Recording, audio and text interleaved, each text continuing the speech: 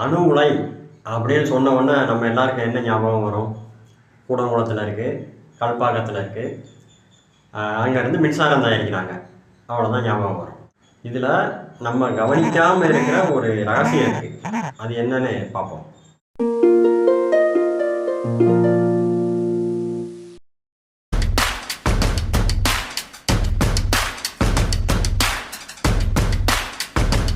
இப்போ கடந்த ஒரு வருஷத்துக்கு மேலே வந்து இஸ்ரேலுக்கும் ஹமாஸுக்கும் போர் நடந்துகிட்டு இருக்கு.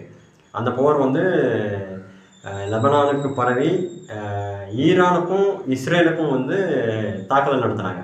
அப்போ ஈரான் இஸ்ரேல் மேலே தாக்குதல் நடத்தினோன்னா இஸ்ரேல் வந்து திருப்பி பதில் தாக்குதல் நடத்துவாங்க அப்படிங்கிற ஒரு சூழல் இருக்கும்போது உலகம் முழுவதும் வந்து ஒரு பரபரப்பு, இதை பற்றின பேச்சு தான் ரொம்ப பரபரப்பாக ஓடிச்சு.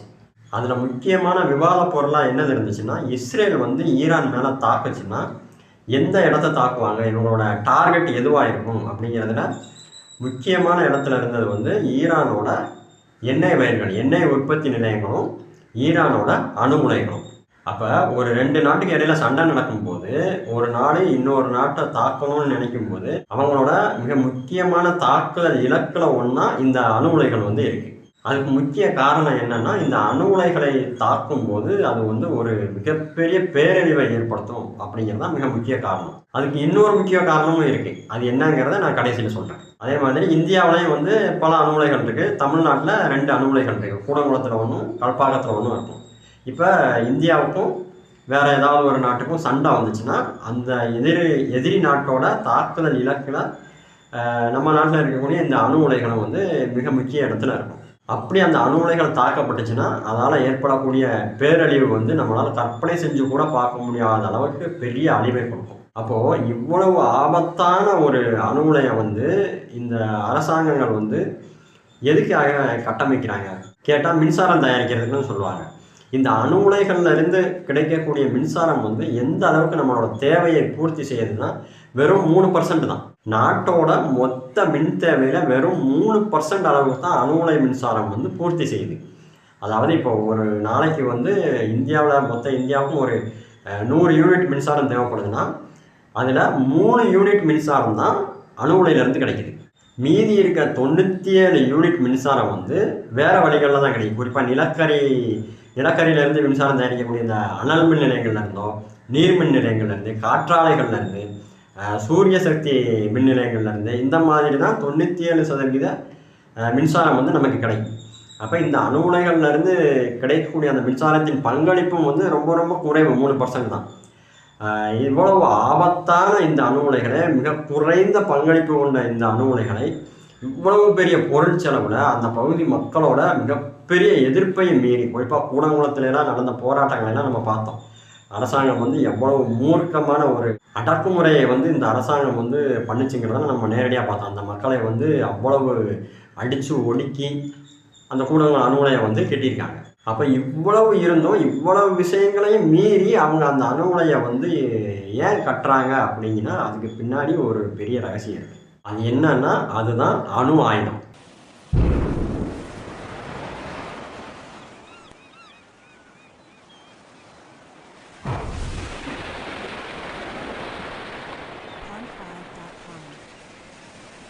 இவங்க சொல்கிற மாதிரி இந்த அணு உலைகளெல்லாம் வந்து உண்மையிலேயே இவங்க மின்சாரம் தயாரிக்கிறதுக்காக இந்த அணு உலைகளெல்லாம் கட்டமைக்கல. அணு ஆயுதங்கள் தயாரிக்கிறதுக்காகத்தான் இந்த அணு உலைகளையே இவங்க வந்து கட்டமைக்கிறாங்க. அணு ஆயுதம் தயாரிக்கிறதுக்கான முக்கியமான மூலப்பொருள் எதுனா இந்த அணு உலையிலிருந்து இந்த கதிர்வீச்சு அபாயம் உள்ள இந்த யுரேனியம், தோரியம், புளூட்டோனியம் இந்த மாதிரியான மூலப்பொருட்களை எரித்து அதிலிருந்து தான் மின்சாரம் தயாரிக்கிறாங்க.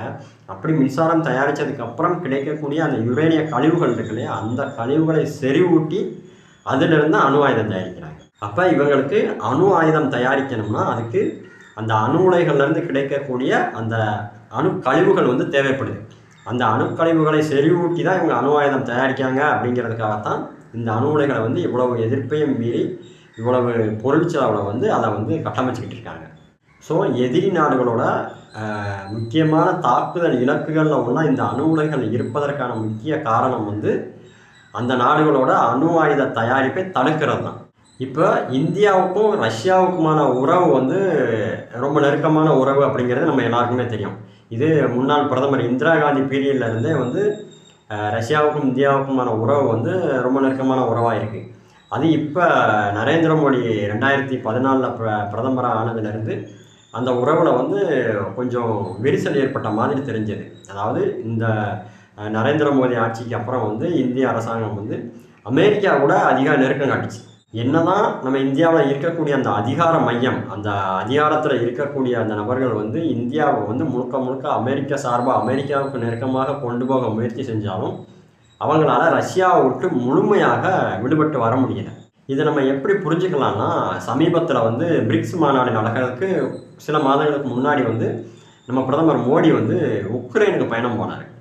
அப்படி அவர் உக்ரைனுக்கு பயணம் போனது வந்து ரஷ்யாவுக்கு வந்து ஒரு கோபத்தை கொடுத்துருக்குன்னு கூட சொல்லலாம். ஏன்னா ரஷ்யாவுக்கும் உக்ரைனுக்கும் போர் நடந்துகிட்டு இருக்கும்போது ரஷ்யாவோட நட்பு நாடான இந்தியா வந்து உக்ரைனுக்கு போனதை ரஷ்யா வந்து விரும்பலை அப்படிங்கிற மாதிரி தெரிஞ்சது. அதை எப்படி சொல்கிறேன்னா, அந்த பயணம் பிரதமரோட அந்த பயணம் முடிஞ்சு வந்ததுக்கப்புறம் பிரதமரோட மிக நெருக்கமான நபர் நம்ம இந்தியாவோட பாதுகாப்பு ஆலோசகர் அஜித் தோவல் வந்து ரஷ்ய பிரதமர் புட்டினை வந்து போய் நேரடியாக சந்தித்தார். அப்படி சந்தித்து இவர் நம்ம மோடி வந்து உக்ரைனுக்கு எதுக்கு போனார் அப்படிங்கிற அந்த பயணத்தை பற்றின விளக்கங்களை வந்து ரஷ்ய பிரதமர் கொடுத்தாரு. அப்போ அது சம்மந்தமான ஒரு வீடியோ வந்து வெளியாச்சு. அப்போ அந்த வீடியோவில் வந்து அஜித் தோவல் வந்து அவர் உட்கார்ந்துருந்த அந்த விதம், சீட்டோட நுனியில் உட்கார்ந்து அப்படி பயந்து பவ்யமாக ரஷ்ய பிரதமர் புட்டினுக்கு முன்னாடி நம்ம மோடியோட அந்த உக்ரைன் பயணம் குறித்த விஷயத்தை வந்து விளக்கிக்கிட்டு இருந்தார். As Prime Minister told you during a telephone talk that he was keen to brief you about his visit to Ukraine and his meeting with President Zelensky, and he wanted me to come specially and personally and brief you about the talks. The talk was in a very close format. It was only the two leaders. He had his two persons with him. I happened to be with the Prime Minister. So I was a witness to me, sir. I attended that conversation. அதை பார்க்கும்போது நம்ம இந்திய பாதுகாப்பு ஆலோசகர் வந்து ரஷ்ய பிரதமருக்கு முன்னாடி இப்படி பயந்து நடுங்கி உட்கார்ந்து விளக்கம் கொடுக்குறாருன்னா, அப்போ ரஷ்யாவுக்கும் இந்தியாவுக்கும் அப்படி என்ன ரிலேஷன்ஷிப் இருக்குது, ஏதோ ஒரு ரகசியம் இருக்குது அப்படிங்கிறத உணர முடிஞ்சது. அதை யோசித்து பார்த்தோம்னா, இந்தியாவில் இருக்கக்கூடிய அணு உலைகள், அதாவது அணு ஆயுதம், இன்றைக்கி நம்ம அணு ஆயுதம் இந்தியாவில் இருக்குன்னா இந்த அணு ஆயுத தொழில்நுட்பம், அணு உலை தொழில்நுட்பமெல்லாம் நமக்கு ரஷ்யா கொடுத்தது. இன்றைக்கி இந்தியா ஒரு அணு ஆயுத நாடாக இருக்குன்னா அதுக்கு ரஷ்யா வந்து மிக மிக முக்கியமான ஒரு காரணம். அவங்களோட உதவியினால தான் இந்தியா வந்து இன்றைக்கி அணு ஆயுத நாடாக இருக்குது. இப்போ அமெரிக்காக்கிட்டேயும் அணு ஆயுதம் இருக்குது, ரஷ்யாக்கிட்டேயும் அணு ஆயுதம் இருக்குது. ஆனால் அமெரிக்கா என்ன பண்ணுவாங்கன்னா, அவங்க கூட இருக்கிற நாடுகளை வந்து அணு ஆயுத நாடாக மாறுறதுக்கு விரும்ப மாட்டாங்க. ஆனால் ரஷ்யா என்ன பண்ணாங்கன்னா, அவங்க கூட இருக்க அவங்களோட நட்பு நாடுகளையும் அணு ஆயுத நாடாக மாறுவதற்கு உதவி செய்வாங்க. அப்போ அப்படி உதவி செய்ததுனால தான் இந்தியா வந்து அணு ஆயுத நாடாக மாறிச்சு. அப்படி உதவி செய்கிறவங்க வந்து எந்த ஒரு ஒப்பந்தமும் இல்லாமல், எந்த ஒரு பிடியும் இல்லாமல் வந்து அவங்க உதவி செஞ்சுருக்க மாட்டாங்க.